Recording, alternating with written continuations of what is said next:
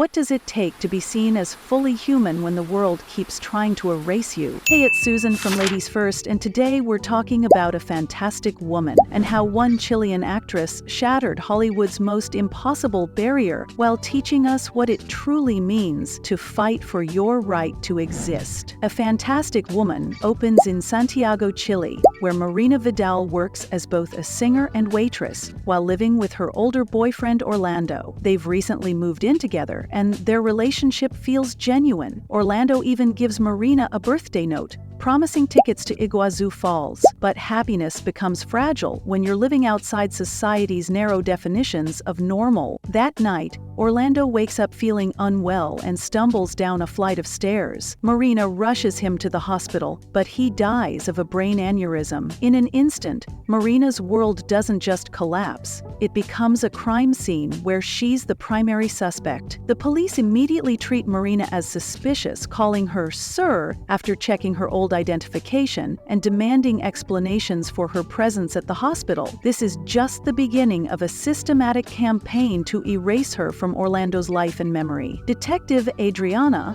who handles sexual assault cases, suggests Orlando was paying Marina as a sex worker rather than dating her. She forces Marina to undergo a humiliating nude medical examination, photographing her body for signs of bruising or injury. The message is clear: transgender women are automatically suspects, never victims. Orlando's ex-wife Sonia demands Marina vacate their shared apartment immediately and explicitly tells her not to attend the funeral. His son Bruno harasses Marina with invasive personal questions, then later kidnaps her with his friends, wrapping her face in tape and abandoning her in an alley. But the cruelest cut comes when Bruno takes Diabla, Orlando's dog, the one living creature that still connects Marina to the love they shared. Even grief becomes a battleground when society refuses to acknowledge your right to love or be loved. The actress behind the character, Daniela Vega, wasn't just playing Marina, she was making history. When A Fantastic Woman premiered in 2017, mainstream cinema had barely begun to acknowledge transgender existence, let alone center trans women as complex, fully realized protagonists. Here's the incredible part: Vega was originally hired as a consultant for the film. Director Sebastián Lelio wanted her expertise to ensure authenticity, but as they worked together, Lelio realized something extraordinary. Vega didn't just understand Marina's story, she embodied it. He offered her the lead role, and she transformed from consultant to star. As Lelio put it, the camera cannot hide the fact that you are filming someone who has a history and a body that carries it. Vega brings such natural grace to Marina that you forget it's a performance. She's not playing transgender, she's playing human. A woman grieving, fighting for dignity, and refusing to be diminished by others' prejudice. The director's mission. Sebastián Lelio spent 2 years researching and working closely with Chile's transgender community, not to create a transgender film or make a political statement, but to craft a story as complex and beautiful as its main character. He knew that getting it wrong would cause real harm, so his focus was on emotional truth, inviting viewers to connect with Marina not through labels or arguments, but through something deeper and more human. The film's power comes from its refusal to sensationalize Marina's identity. Yes, she's transgender, but that's not her problem. Other people's reactions to her identity are the problem. The film locates cruelty where it actually exists, in systems and attitudes that refuse to see transgender people as fully human. Oscar night. When A Fantastic Woman won the Academy Award for Best Foreign Language Film in 2018, it made history on multiple fronts. Not only was it the first Chilean film to win in this category, but Daniela Vega became the first openly transgender person to present at the Oscars ceremony. The film made a strong impact at the Berlin International Film Festival, winning the Silver Bear for Best Screenplay and the Teddy Award, and earned a 94% rating on Rotten Tomatoes with widespread critical acclaim. But the real victory wasn't just cinematic, it was social. The ripple effect. The Oscar win sparked immediate political momentum in Chile. Just weeks after the victory, President Michelle Bachelet invited the film's team to the presidential palace and took steps to advance a long-stalled gender identity bill. She later tweeted, "Like other great pieces of our art, this film has driven conversations on social advances Chile is demanding." The film's international recognition transformed support for trans rights into a point of national pride, opening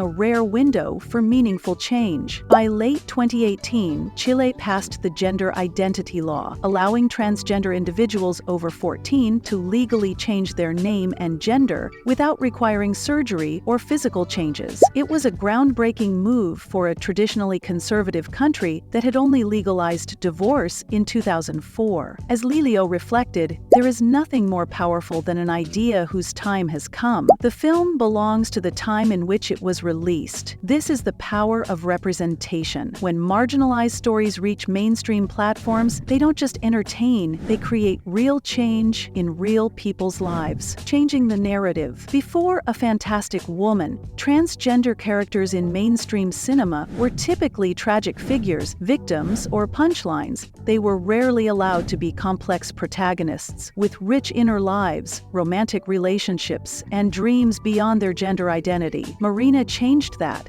She's an opera singer with artistic ambitions. She's a woman capable of both vulnerability and fierce strength. Her transgender identity informs her experience, but doesn't define her entire existence. The mirror effect. The film's most powerful achievement is how it forces viewers to examine their own prejudices. We watch Marina navigate a world that constantly questions her right to exist, and we're compelled to ask ourselves, how often do we participate in systems that make transgender people feel unwelcome? How often do we fail to see the full humanity of people whose experiences differ from our own? Through Marina's journey, we witness the exhausting reality of having to prove your humanity again and again. But we also witness the extraordinary resilience required to keep fighting for dignity when the world keeps trying to take it away. Why this matters. A Fantastic Woman arrived at a pivotal moment in the global conversation on transgender rights. Director Sebastián Lelio and co-writer Gonzalo Maza didn't just tell a story, they held up a mirror to societal complicity in the dehumanization of trans people. The film's final scene captures Marina's journey. After enduring grief, rejection, and humiliation, she reclaims her place by performing opera on stage. It's a powerful image, not of survival, but of triumph. The continuing fight, Marina's struggle for recognition, mirrors the ongoing fight for transgender rights worldwide.